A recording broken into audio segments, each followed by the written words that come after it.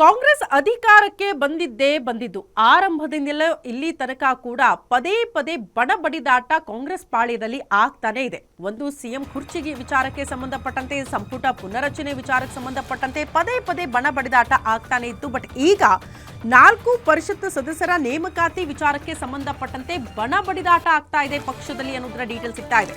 ಕಾರ್ಯಕರ್ತರಿಗೆ, ಪಕ್ಷ ನಿಷ್ಠರಿಗೆ ಅವಕಾಶ ಕಲ್ಪಿಸಬೇಕು ಅಂತ ಆಗ್ರಹಿಸಿದ್ದಾರೆ. ದೆಹಲಿ ಹೈಕಮಾಂಡ್ ಭೇಟಿ ವೇಳೆ ಕಾರ್ಯಕರ್ತರಿಗೆ ಅವಕಾಶ ಮಾಡಿಕೊಡಬೇಕು ಅಂತ ಕೇಳಿಕೊಳ್ಳಲಾಗಿದೆ. ಸಿಎಂ ಸಿದ್ದರಾಮಯ್ಯನವರಿಗೆ ಪಕ್ಷದ ಕಾರ್ಯಕರ್ತರು ಒತ್ತಡ ಹೆಚ್ಚು ಮಾಡ್ತಿದ್ದಾರಂತೆ. ಬೆಂಬಲಿಗರಿಗೆ ಆದ್ಯತೆ ನೀಡದೆ ಪಕ್ಷದ ನಿಷ್ಠಾವಂತರಿಗೆ ಆದ್ಯತೆ ಕೊಡಬೇಕು ಅಂತ ಕೇಳ್ಕೊಂಡಿದ್ದಾರೆ.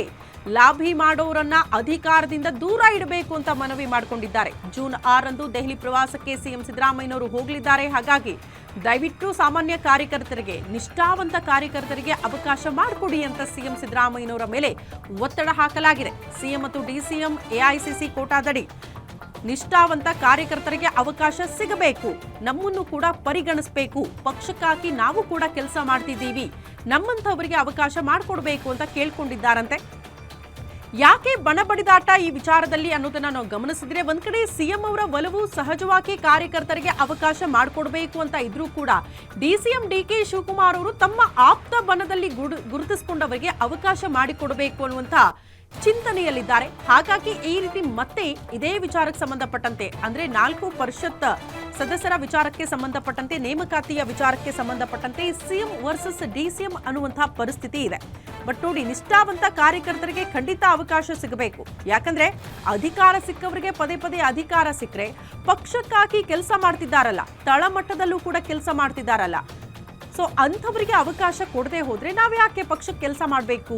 ಇಂಥ ಪ್ರಶ್ನೆಗಳನ್ನ ಸಿಎಂ ಸಿದ್ದರಾಮಯ್ಯನವರ ಮುಂದೆ ಇಟ್ಟಿದ್ದಾರಂತೆ. ಹಾಗಾಗಿ ಈ ಬಾರಿ ಕಾರ್ಯಕರ್ತರಿಗೆ ಅವಕಾಶ ಸಿಗಬೇಕು, ನೀವು ಹೈಕಮಾಂಡ್ ಅಂದ್ರೆ ವರಿಷ್ಠರನ್ನ ಭೇಟಿಯಾದಂತಹ ಸಂದರ್ಭದಲ್ಲಿ ಈ ಎಲ್ಲಾ ವಿಚಾರಗಳನ್ನ ಪ್ರಸ್ತಾಪ ಮಾಡಿ ಅಂತ ಸಿಎಂ ಸಿದ್ದರಾಮಯ್ಯನವರ ಮೇಲೆ ಒತ್ತಡ ಹಾಕಿದ್ದಾರೆ ಸಾಮಾನ್ಯ ಕಾರ್ಯಕರ್ತರು ಅನ್ನೋದರ ಡೀಟೇಲ್ ಸಿಗ್ತಾ ಇದೆ. ಬಟ್ ಇದಕ್ಕೆ ಡಿಸಿಎಂ ಡಿಕೆ ಶಿವಕುಮಾರ್ ಅವರು ಕೊಕ್ಕೆ ಹಾಕ್ತಾರಾ?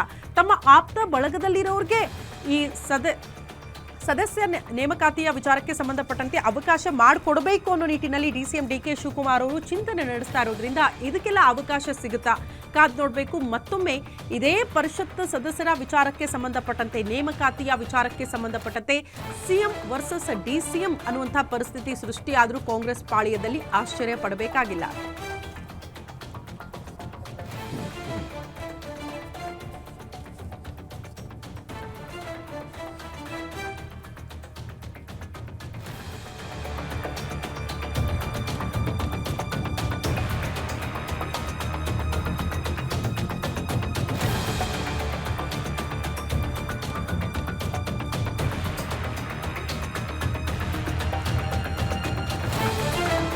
ನೋಡಿ, ಇದೇ ಜೂನ್ 6ಕ್ಕೆ ಒಂದು ಪಟ್ಟಿ ಸಿದ್ಧ ಆಗುತ್ತೆ.